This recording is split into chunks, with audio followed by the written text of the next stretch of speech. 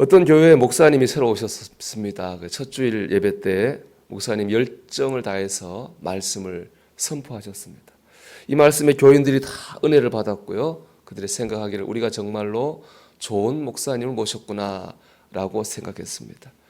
그 다음 주일이 됐습니다. 그런데 목사님은 지난주일 설교하신 것과 똑같은 설교를 또 하시는 거예요. 교인들이 수군거리기 시작했습니다. 목사님이 지난주 설교하신 거 잊어버리셨나? 왜 저러시지? 그러고 넘어갔습니다.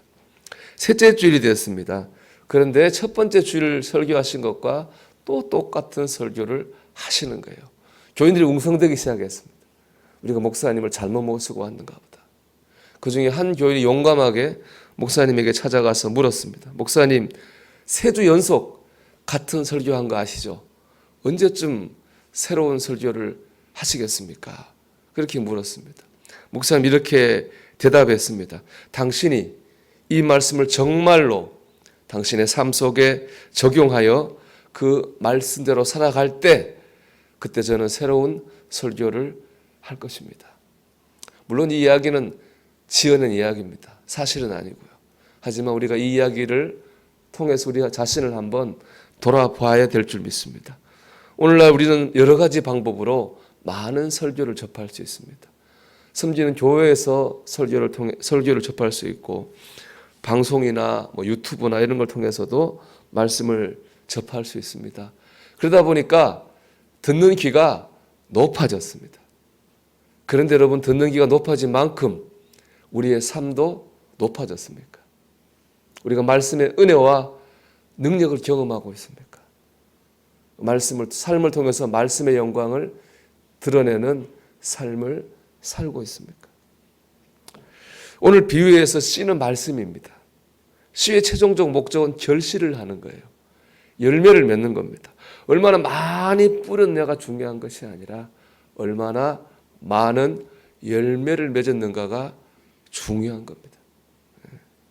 그래도 우리도 마찬가지입니다. 얼마나 좋은 말씀을 많이 들었는가 보다 더 중요한 것은 우리가 얼마나 말씀의 은혜를 깨닫고 말씀의 능력을 경험하고 말씀을 통해 우리의 삶이 하나님을 닮아가고 있느냐가 더 중요한 것입니다. 이를 위해서는 우리의 마음밭이 옥토가 되어야 됩니다.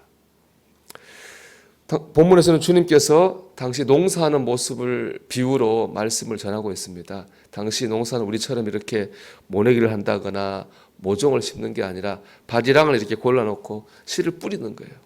그러다 보니까 이 씨가 막 바람이 흩날려 흩어집니다. 어떤 씨는 길가에 떨어지기도 하고 어떤 씨는 돌 위에 떨어지기도 하고 어떤 씨는 가시나무 밭에 떨어지기도 합니다. 그런데 떨어진 씨는 열매를 맺지 못합니다. 오직 좋은 밭에 떨어진 씨만이 열매를 맺을 수 있습니다. 결국 말씀은 똑같은 거예요. 그런데 열매를 맺으려면 그 말씀을 받는 우리의 마음밭이, 우리의 자세가 옥토가 되어야 된다는 말입니다. 여러분, 우리의 마음밭이 옥토가 되기를 주의 이름으로 축원합니다. 그러기 위해서는 먼저 기도해야 됩니다. 말씀의 은혜와 능력을 경험하기 위해서는 준비를 해야 됩니다, 여러분. 저도 설교하려면 준비하잖아요. 설교하는 사람만 준비하는 거 아닙니다. 설교를 듣는 사람도 준비해야 됩니다. 그 준비가 뭡니까? 기도죠. 주님, 오늘 말씀을 통해서 제가 은혜 깨닫게 하시고 말씀의 능력을 경험하게 하옵소서. 내 심령이 열리게 하여서 내 마음밭이 옥토가 되게 하옵소서. 기도로 준비해야 됩니다. 두 번째는 말씀을 지켜 행해야 됩니다. 말씀을 들으면서 끝나서는 안 됩니다. 행해야 되는 거예요. 야고보서 1장 22절은 말씀합니다. 너희는 말씀을 행하는 자가 되고 듣기만 하여 자신을 속이는 자가 되지 말라. 그렇게 말씀. 듣기만 하고 행하지 않으면 속이는 자입니다. 또 계시록 1장 3절은 이 예언의 말씀을 읽는 자와 듣는 자들과 그 가운데 기록한 것을 지키는 자는 복이 있나니. 그렇게 말씀했어요. 말씀을 뭐하는 사람이 복이 있습니까? 읽고 듣고 지키는 사람이 복이 있는 거예요. 읽고 듣는데 그치면 안 되는 거죠. 여러분, 오늘도 말씀을 여러분의 삶 속에 적용하시기 바랍니다. 그럴 때 말씀의 은혜와 능력을 경험하게 될 줄 믿습니다. 마지막으로 인내해야 됩니다. 우리 농사 지어보면 알잖아요. 씨를 뿌렸다고 해서 바로 열매가 맺히지 않아요. 때가 있는 거예요. 봄, 여름, 가을. 때가 돼야지 씨는 열매를 맺습니다. 하나님의 말씀도 마찬가지입니다. 결실하는 때가 있습니다. 내가 오늘 말씀을 행했다 해서 바로 뭐가 나타나 신앙스럽게 조급하게 할 수 없습니다. 때가 있습니다. 우리는 그때까지 기다려야 됩니다. 그렇기 때문에 인내가 필요한 겁니다. 기도로 준비하고 행하고 인내로 기다릴 때 우리는 말씀의 결실을 맺을 수 있습니다. 중요한 건 헛되지 않다는 거예요. 1833년에 진화론을 주장한 다윈 아실 거예요.